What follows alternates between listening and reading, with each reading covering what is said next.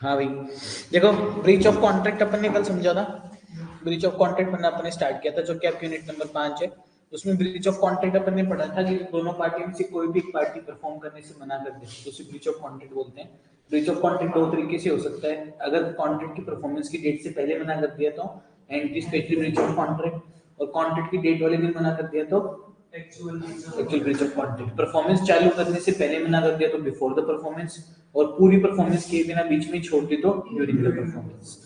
उसके बाद अपन ने पढ़ा था कि ब्रीच ऑफ कॉन्ट्रैक्ट के केस में क्या क्या रेमेडीज अवेलेबल हो सकती है। 5 रेमेडी थी। एक तो डैमेजेस मिल सकते हैं, एक स्पेसिफिक परफॉर्मेंस, एक इंजंक्शन, एक सूट फॉर क्वांटम मेरिट, और एक था रिसेशन ऑफ कॉन्ट्रैक्ट। ठीक है, उसमें से अपन ने डैमेजेस वाला पढ़ना स्टार्ट किया था। डैमेजेस में 5 तरीके के डैमेजेस होते हैं, जिसमें से अपन ने 2 पढ़े थे, एक तो ऑर्डिनरी और एक स्पेशल। ठीक है, ऑर्डिनरी और स्पेशल डैमेज के केस में अपन एक एग्जांपल और डिस्कस करते हैं, एंटीसिपेटरी ब्रीच ऑफ कॉन्ट्रैक्ट का। ठीक है, कल अपन ने जो पढ़ा था वो नॉर्मल कॉन्ट्रैक्ट का एग्जांपल था। अब एक ऑर्डिनरी डैमेज का एग्जांपल लेते हैं एंटीसिपेटरी ब्रीच ऑफ कॉन्ट्रैक्ट के केस में। Ordinary damages in case of anticipatory breach of contract.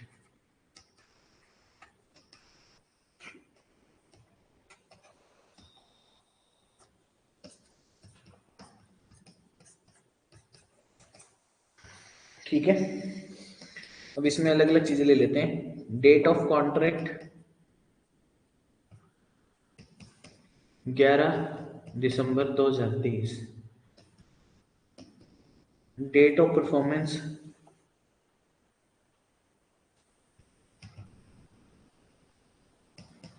11 जनवरी 2024। Date of breach of contract 27 दिसंबर 2023। Contracted price ₹100 per unit. Number of units 5000। ठीक है, price on 27/2023 ₹110 per unit. Price on 11th of January 2024 ₹120 per unit और ₹100 per unit। अब देखो, मैंने एक question बनाया आपके सामने, जिसमें डेट ऑफ कॉन्ट्रैक्ट मतलब जिस दिन प्रॉमिस किया गया है वो डेट थी 11 दिसंबर। जो डेट ऑफ परफॉर्मेंस है मतलब जिस दिन गुड्स डिलीवर किए जाएंगे वो है 11 जनवरी। ठीक है, date of breach of contract मतलब जिस दिन डिनाई कर दिया, जैसे मैं आपको गुड्स डिलीवर करने वाला था, मैंने मना कर दिया आपको। कब मना किया? 27/12 को। 27/12 को मना किया गया है, और जब अपन ने कॉन्ट्रैक्ट किया था इस दिन, तब अपन ने कितने रुपए पर यूनिट के हिसाब से चार्ज करने की बात की थी? 100 रुपए पर यूनिट। नंबर ऑफ यूनिट्स कितनी देनी थी मुझे आपको? 5000। जिस दिन मैंने कॉन्ट्रैक्ट तोड़ा है ना, उस दिन मार्केट में उसकी प्राइस 110 रुपए है, और जिस दिन वो कॉन्ट्रैक्ट परफॉर्म करना था उस दिन मार्केट में प्राइस 120 रुपए है या 100 रुपए है। दो अलग अलग सिचुएशन ले रहा हूं। ठीक है, तो अब देखो एंटीसिपेटरी ब्रीच ऑफ कॉन्ट्रैक्ट में क्या होता है। जैसे इसमें ए से बी के बीच की बात है। ठीक है, ए तो कौन है? सप्लायर, और बी कौन है? बायर। ठीक है, ए ने बी को मना कर दिया कि मैं नहीं डिलीवर करूंगा। कितनी तारीख को मना किया है? 27/12 को। तो बी के पास दो ऑप्शन है। बी के पास दो ऑप्शन कौन कौन से है?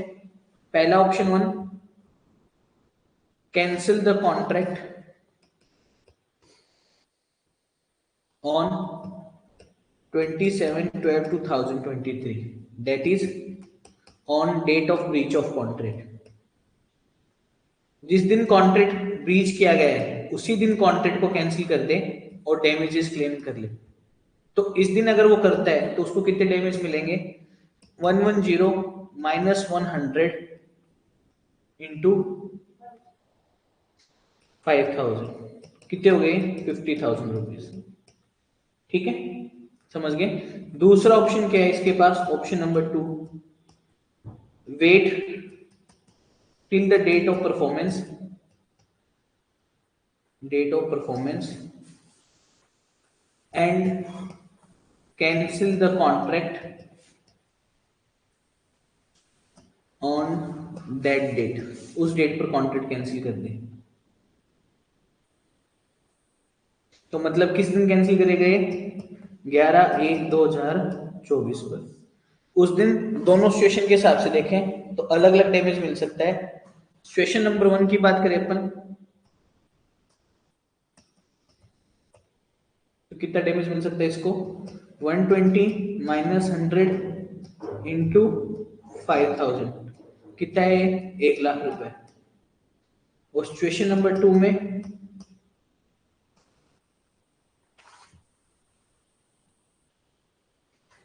सिचुएशन नंबर 2 में 100 ही प्राइस है, 100 ही कॉन्ट्रैक्ट प्राइस थी, तो कोई डैमेज नहीं हुआ है, तो 0। समझ गए कैसा है? अब देखो बी के पास यहाँ पर दो ऑप्शन है।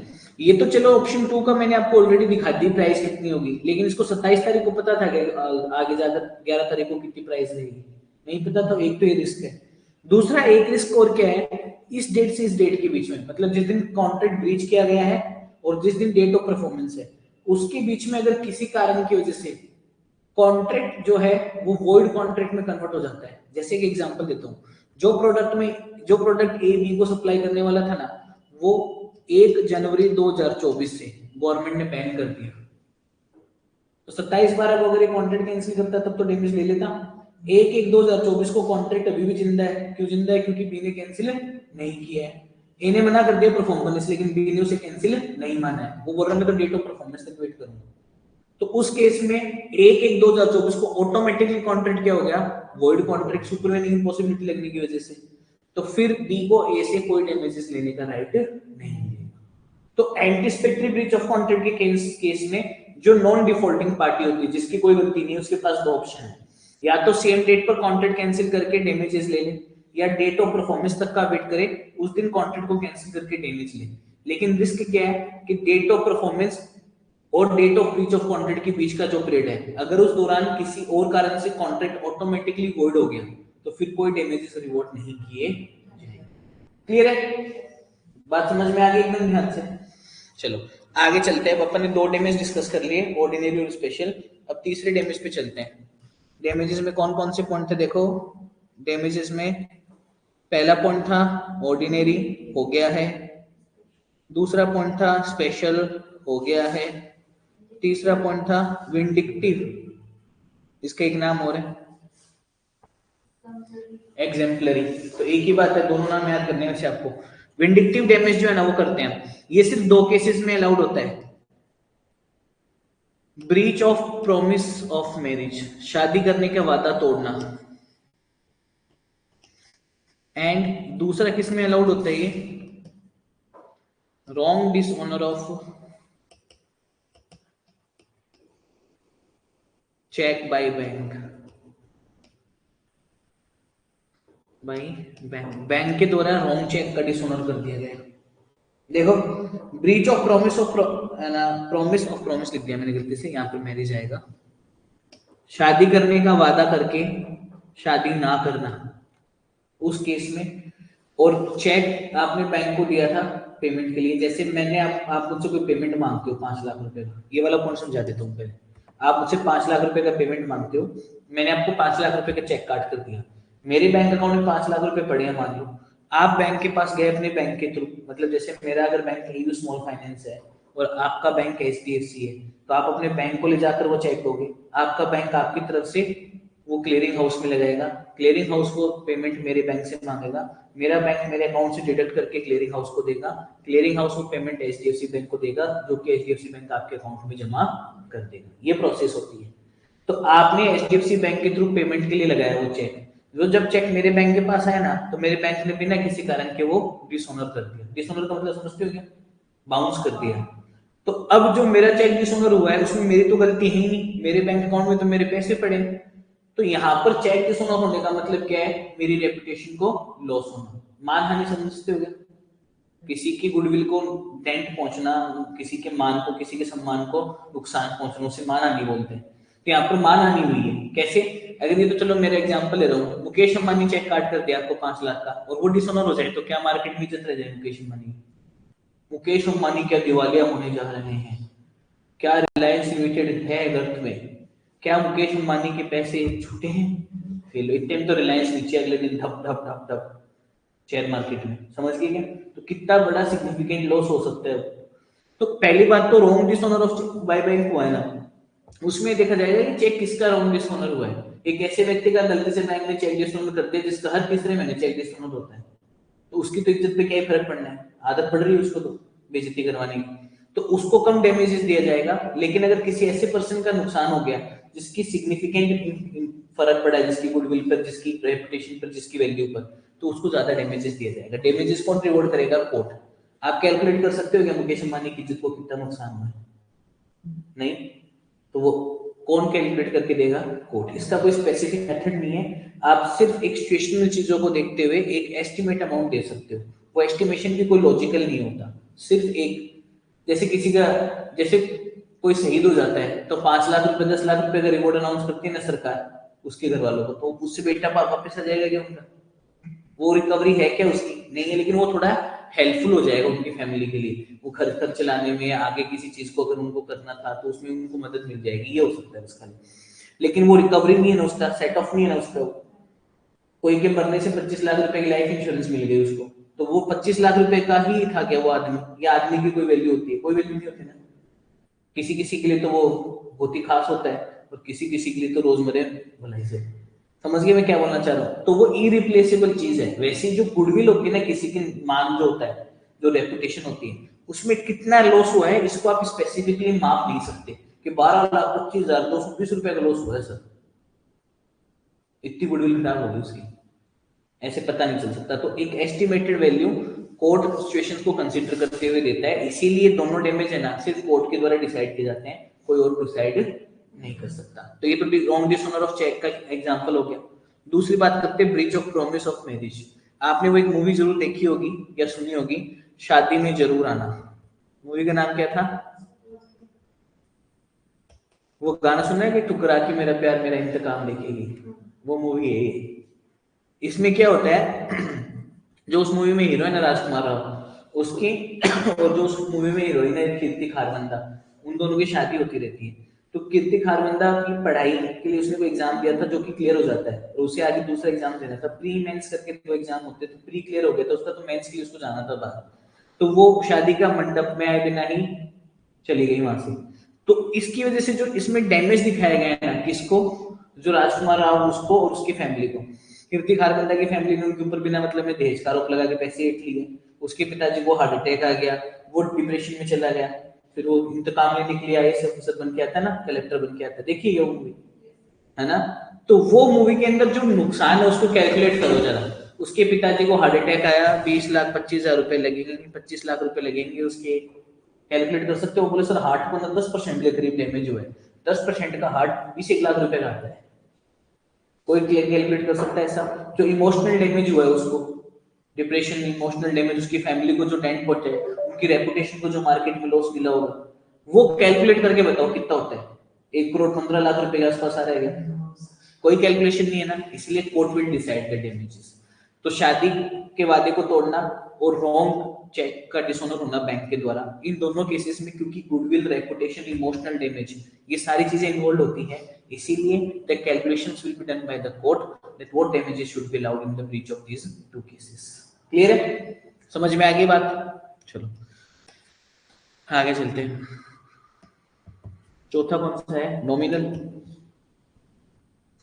नॉमिनल डैमेजेस का मतलब होता है जब किसी व्यक्ति को कोई नुकसान हुआ ही नहीं, मैंने आपको प्रॉमिस किया था और वो प्रॉमिस तोड़ दिया, मैंने आपसे कोई कॉन्ट्रैक्ट किया था और कॉन्ट्रैक्ट तोड़ दिया, लेकिन आपको कोई नुकसान नहीं हुआ। तो उस केस में आपको सिर्फ क्योंकि मैंने कॉन्ट्रैक्ट तोड़ा है उसके कारण कुछ रुपए डैमेजेस के रूप में दिए जा सकते हैं, 1 रुपए, 10 रुपए, 100 रुपए, वो नॉमिनल डैमेजेस होते हैं। जब नुकसान हुआ ही नहीं है तो क्लेम कैसे कर सकते हो? समझ गए क्या? अपने पढ़ा था ना, नुकसान तभी रिकवर किया जा सकता है जब नुकसान हुआ, है ना। एक्चुअल में नुकसान हुआ, अगर नहीं हुआ है तो नुकसान हुआ नहीं तो रिकवर कैसे करोगे? समझ गए क्या? तो इसीलिए नॉमिनल डैमेजेस उन केसेस में दिए जाते हैं जब कोई डैमेजेस हुआ ही नहीं, लेकिन फिर भी क्योंकि कॉन्ट्रैक्ट तोड़ना गलत बात होती है, इसीलिए ना के बराबर रुपए रिकवरी के रूप में उससे लिए जाते हैं जिसने कॉन्ट्रैक्ट तोड़ा है, उसे नॉमिनल डैमेजेस बोलते हैं। अगला क्या है, deterioration cost, deterioration cost by delay.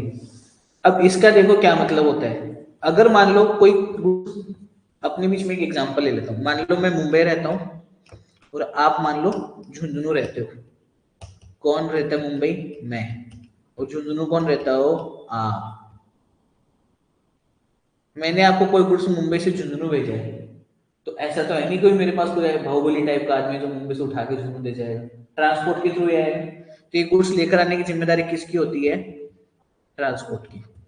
अब देखो मुंबई में मैंने मान लो गुड्स दिया है 27/12 को, और जनरली 4 दिन में गुड्स आपके पास आ जाता है, तो वो गुड्स आपके पास 31/12/2023 या मैक्सिमम 1 जनवरी 2024 तक आ जाना चाहिए। ट्रांसपोर्टेशन में इतना टाइम लगता है, लेकिन ये जो ट्रांसपोर्टर है ना, इसने बिना मतलब की डिले कर दी, unnecessary delay without any reason. ठीक है, 4 की जगह 8 दिन लगा दी।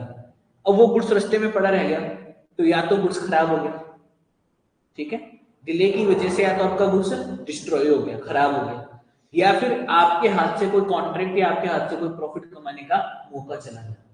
दोनों ही चीजें आप किससे क्लेम कर सकते हो? ट्रांसपोर्टर से। ठीक है, अगर आपने ट्रांसपोर्टर को ये नहीं भी बताया कि आगे मेरा कॉन्ट्रैक्ट क्या हुआ भाई, टाइम पर गुड्स दे दे, तो भी क्लेम कर सकते हो, क्योंकि ट्रांसपोर्टर को थोड़ी बताते हुए चीज आपने मुझे बता दी, मैंने तो टाइम पर गुड्स लगा दिया, तो मेरी तो गलती नहीं है ना। ट्रांसपोर्टर डिले कर देता हूँ, मुझे कैसे बोल सकते हो? समझ गए क्या? तो मेरी गलती नहीं है, तो सेलर तो बाहर हो गया। बात किसके बीच में चल रही है अब? आप और ट्रांसपोर्टर के बीच में।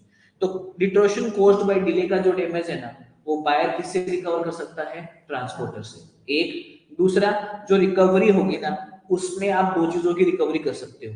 एक तो अगर गुड्स खराब हो गया तो जो गुड्स को लॉस हुआ है उसकी, और दूसरा अगर आपके पास गुड्स टाइम पर नहीं आने की वजह से आपका कोई कॉन्ट्रैक्ट छूट गया आपसे, आपका कोई प्रॉफिट कमाने का मौका चला गया, तो वो लॉस जो भी आपको प्रॉफिट का हुआ है वो आप किससे रिकवर कर सकते हो? ट्रांसपोर्टर से। अगर आपने ट्रांसपोर्टर को ये नहीं भी बता रखा था कि मैंने आगे कॉन्ट्रैक्ट कर रखा है, फिर भी रिकवर कर सकते हो। ट्रांसपोर्टर को बताता है कभी फोन कर करके मैंने आगे कॉन्ट्रैक्ट कर रखा भाई? ट्रांसपोर्टर को नहीं, आप सेलर को बताते हो, ताकि सेलर टाइम पर गुड्स डिलीवर कर दे। लेकिन डिलीवर करने की जिम्मेदारी जिस बीच में व्यक्ति के, ट्रांसपोर्टर की, रेली की, वो अगर गलत कर रहा है ना, वो लेट कर रहा है, अननेसेसरी, अननेसेसरी बोल रहा हूँ मैं, साथ में याद रखना। अगर किसी कारण से डिले हुए तो वो कंसिडर नहीं किया जाएगा। जैसे बाढ़ आ गई रास्ते में, तो ट्रांसपोर्टर का बोलो तो क्या हो गया भाई, पंख लगवा लेता ट्रक के, उड़ के आ जाता ट्रक, ये कोई बात थोड़ी ना होती। ऐसे नहीं, कोई अननेसेसरी डिले हुई है ट्रांसपोर्टर की साइड से, और उसकी वजह से या तो गुड्स खराब हो गया या आपका कोई कॉन्ट्रैक्ट आपके हाथ से छूट गया। बार बार बोल रहा हूँ मैं, दोनों बातें ध्यान रखना, या तो गुड्स खराब हो गया या आपके हाथ से आपका कोई कॉन्ट्रैक्ट छूट गया, प्रॉफिट कमाने का मौका चला गया, दोनों चीजें आप क्लेम कर सकते हो। किससे? ट्रांसपोर्टर से। क्लियर है? आगे चलते हैं। लास्ट पॉइंट है प्रीफिक्स डैमेजेस, लास्ट ना, सेक्शन 73 का लास्ट पॉइंट है प्रीफिक्स्ड डैमेजेस। प्रीफिक्स डैमेजेस देखो क्या है। प्रीफिक्स डैमेज का मतलब होता है कि अगर कॉन्ट्रैक्ट में दोनों पार्टी ने डैमेजेस की अमाउंट पहले से ही डिसाइड कर रखी है कि अगर मैंने कॉन्ट्रैक्ट तोड़ा तो मैं इतने रुपए दूंगा, आपने कॉन्ट्रैक्ट तोड़ा तो आप मुझे इतने रुपए देना, उसे क्या बोलते हैं? Prefixed damages. क्लियर है? दोबारा बोल रहा हूं मैं, जैसे आपने और मैंने कॉन्ट्रैक्ट किया और अपन ने डिसाइड किया कि जो भी पार्टी कॉन्ट्रैक्ट तोड़ेगी ना, वो दूसरी पार्टी को 10,000 रुपए का डैमेज पे करेगी। अब 10,000 रुपए डिसाइड कर लिया अपन ने, कैलकुलेट नहीं की है, we have decided in advance in a contract कि in case any of the party breaches the contract, what damages will be paid by the other party. ठीक है, what damages will be paid to the other party, not by the other party, to the other party. Clear? तो मैंने contract तोड़ा तो मैं 10,000 दे दूंगा, आपने contract तोड़ा तो आप मुझे 10,000 दे देना, सीधी सी बात है। लेकिन अगर प्रीफिक्स डैमेजेस कोई लॉजिकल बेसिस पर डिसाइड हुए हैं, इस पे डिसाइड हुए हैं लॉजिकल बेसिस पर, तो उसे बोलते हैं लिक्विडिटी डैमेजेस, लिक्विडेटेड डैमेजेस। और अगर ये विदाउट एनी लॉजिक है, विदाउट एनी लॉजिक, तो इसे क्या बोलते हैं अपन? पेनल्टी। दो तरीके से हो सकता है प्रीफिक्स डैमेजेस, दोनों में से एक ही होगा, या तो पेनल्टी होगा वो या लिक्विडिटी डैमेज होगा। डिपेंड करता है, अगर आपने कोई मेथड, कोई टेक्निक या कोई है ना कोई स्टेट के बेसिस पर आपने डिसाइड किया है कि जनरली 2 रुपए ऊपर या नीचे होता है मार्केट में प्राइस, तो 2 रुपए के हिसाब से अपन 5,000 यूनिट सप्लाई कर रहे हैं तो 10,000 रुपए का डैमेज रख लेते हैं, ठीक है, ये लॉजिक है। तो इसको अपन क्या बोलेंगे, लिक्विडिटी डैमेज। और आपने ऐसे 10,000 डाल दिए, 10,000 रुपए का डैमेज देना पड़ेगा, किसी ने पूछा 10,000 कैसे कैलकुलेट करे, बोले नहीं पता, तो उसे क्या बोलते हैं। जैसे मैं आपसे पूछता हूँ, ट्रैफिक पुलिस वाले, अगर आपने हेलमेट नहीं पहन रखा तो 1,000 रुपए का चालान काटते हैं ना, बताओ 1,000 क्यों है, 1,500 या 500 क्यों नहीं है, 1,250 या 750 क्यों नहीं है, 900 या 1,100 क्यों नहीं, समझाओ। पेनल्टी है, उसका कोई लॉजिक नहीं है, समझ गए क्या।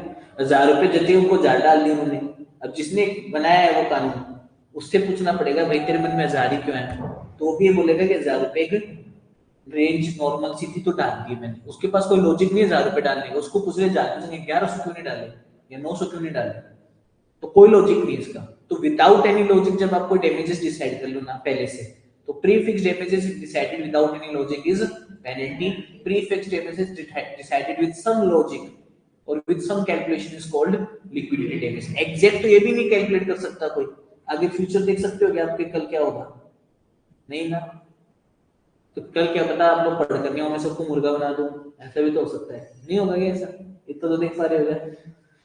हाँ, तो ये लॉजिकल बेसिस पे डिसाइड हो तब तो, नॉन लॉजिकल बेसिस पे डिसाइड हो तो यार, मतलब बेसिक बेसिक चीजें हैं, अगर ये आप शुरू से क्लियर करके चलोगे ना कि सर पेनल्टी और लिक्विडिटी डैमेज में फर्क क्या होता है, बहुत फर्क है। लिक्विडिटी डैमेजेस किसी कैलकुलेशन या लॉजिक की बेसिस पर डिसाइड किए जाते हैं। मैं नहीं बोल रहा कि एग्जैक्ट अमाउंट आप डिसाइड कर सकते हो, एग्जैक्ट अमाउंट तो जब तक लॉस होगा नहीं तब तक कैसे डिसाइड करोगे, लेकिन एक लॉजिकल बेसिस पर अगर आपने कैलकुलेशन करके डिसाइड किया था पहले से कॉन्ट्रैक्ट में डैमेज, तो उसे लिक्विडिटी डैमेज बोलेंगे। और जो बिना लॉजिक के डिसाइड कर लिया 10,000 है, अब किसी ने पूछा 10,000 क्यों, 9 या 11 क्यों दी, तो आपने बोला कोई कारण नहीं है, तो उसे क्या बोलेंगे, पेनल्टी। क्लियर है, ये सेक्शन 73 पूरा हो गया। अब सेक्शन 74 दे रखा है जिसमें प्रीफिक्स डैमेजेस को लेकर थोड़ा बहुत समझा रखा है। पेनल्टी और लिक्विडिटी डैमेजेस में क्या फर्क है वो बता रखा है। तो इसको लेकर है ना दो कानून है अलग अलग, एक तो इंडियन लॉ, एक इंग्लिश लॉ, हिंदी लॉ और इंग्लिश लॉ, उसमें डिफरेंस है। तो इंग्लिश लॉ और इंडियन लॉ में क्या फर्क है, उन सब चीजों को इसको समझते हैं। तो अब देखो अपन बात करते हैं सेक्शन 74 की। आपको एक टेबल बना रहा हूँ, टेबल बना लो।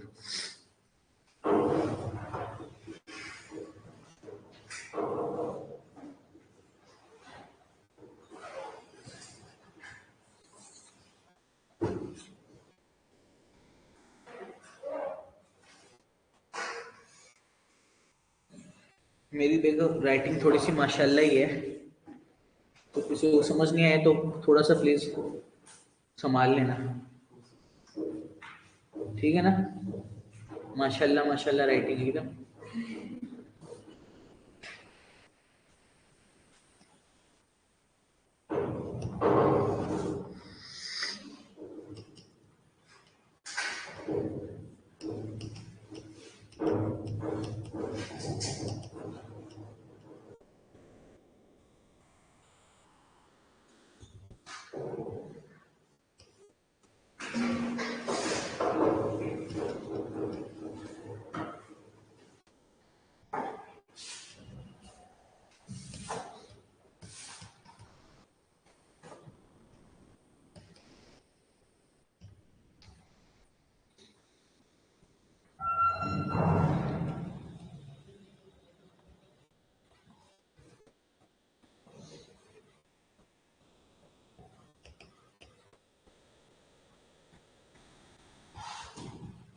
ऐसा करने की जगह ना रुको,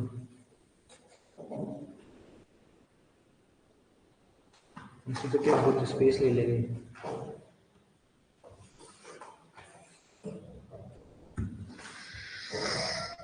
reasonable damage versus penalty, whichever is lower.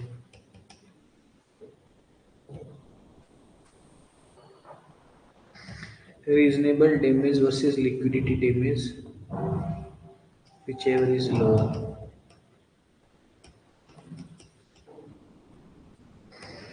reasonable damage versus penalty,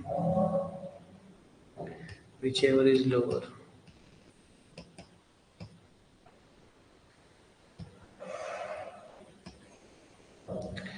Always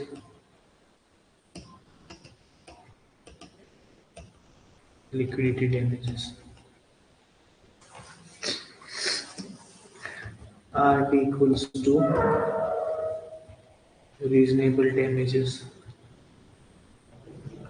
or LD equals to liquidity damages.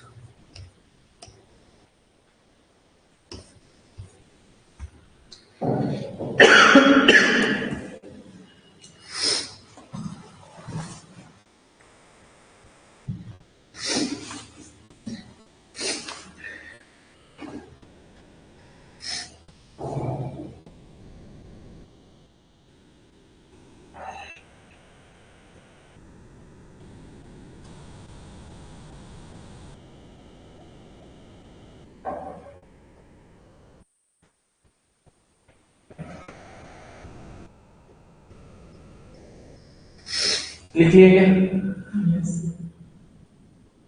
RD LD RD LD लिख लो, स्पेस कम है इसलिए, और आगे डिफाइन कर दो। आरडी का मतलब रीजनेबल डैमेजेस, एलडी का मतलब लिक्विड डैमेजेस। जैसे आप लोग पहले ग्राफ सुनाते होंगे ना स्कूल में, तब करते थे ना, बड़ा खाना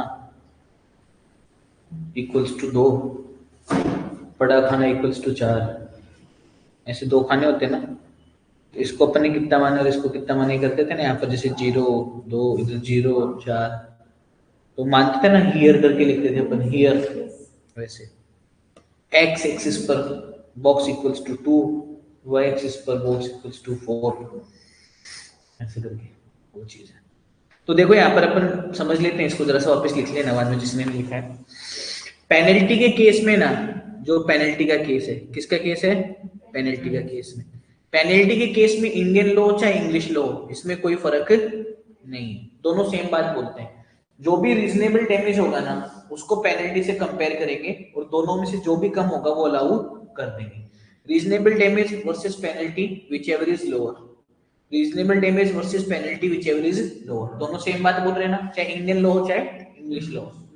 जब लिक्विडिटी डैमेज की बात आती है ना, तो इंडियन लॉ तो अभी भी वही बात बोल रहा है, लिक्विडिटी डैमेज और reasonable damage which ever is lower. लेकिन इंग्लिश लॉ क्या बोलता है कि अगर लिक्विडिटी डैमेज है ना, तो चाहे वो कम हो चाहे ज्यादा हो, रीजनेबल डैमेज से हमेशा वही अलाउ किए जाएंगे। सिंपल सा कानून है।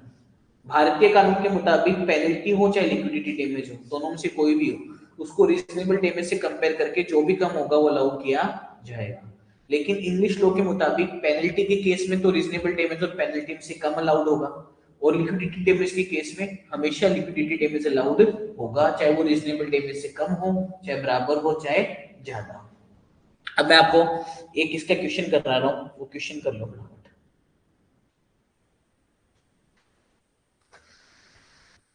सीरियल नंबर 1 2 3 4 5 और 6, ठीक है।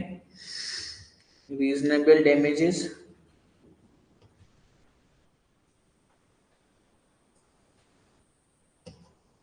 Penalty, liquidity damages.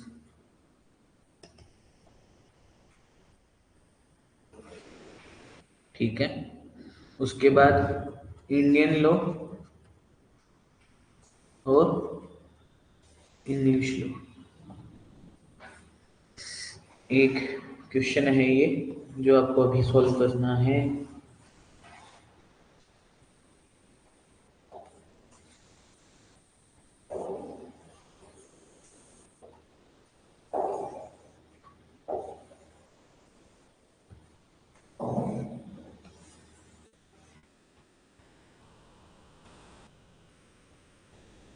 लाइनों का काम टक्कर खराब है, ठीक है ना।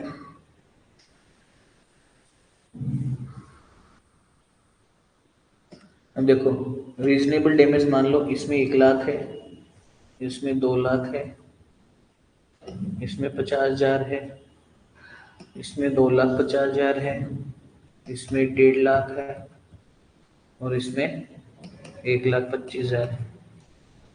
इन तीनों केसेस में पेनल्टी नहीं है।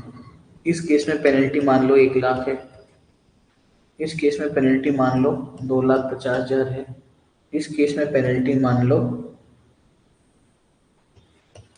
30,000 है। ठीक है, इन तीनों केसेस में लिक्विडिटी डैमेज के देखो, जहां पर पेनल्टी होगी वहां पर लिक्विडिटी डैमेज नहीं होगा, जहां पर लिक्विडिटी डैमेज होगा वहां पर पेनल्टी नहीं होगी, दोनों नहीं हो सकते। ठीक है ना। इस केस में मान लो लिक्विडिटी डैमेज 2.5 लाख रुपए है, इसमें मान लो 2 लाख रुपए है, और इसमें मान लो 1 लाख रुपए है। आपको आंसर करना है इंडियन लॉ और इंग्लिश लॉ के हिसाब से क्या क्या अलाउड होगा, कितना डैमेज अलाउड होगा। आंसर करो।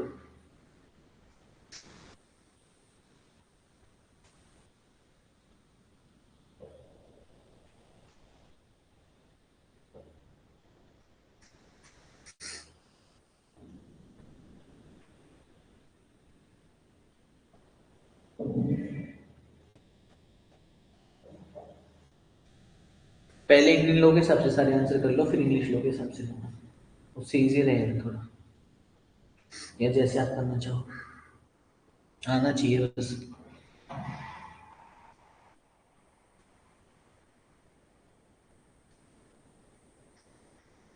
हाँ भाई, कर लिए आंसर्स।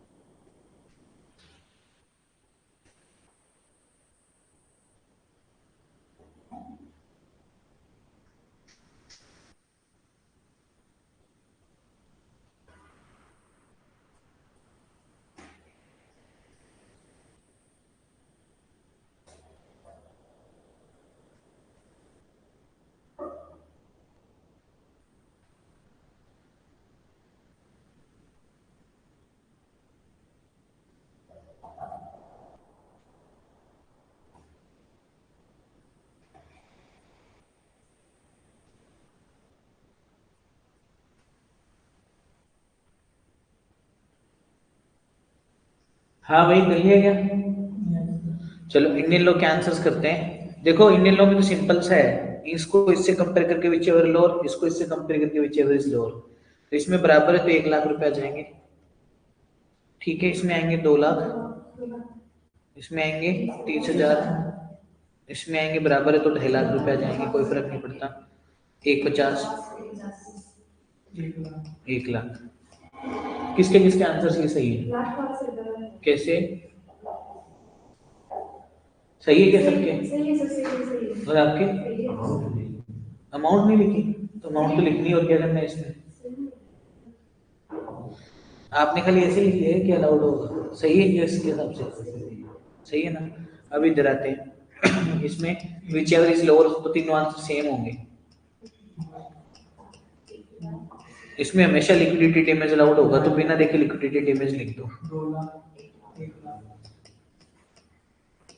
ये किसके किसके सही है? लेकिन सही है क्या दोनों के? सही है, सही में? हाँ, कॉपी चेक कर लूंगा मैं, गलत है तो बता दो।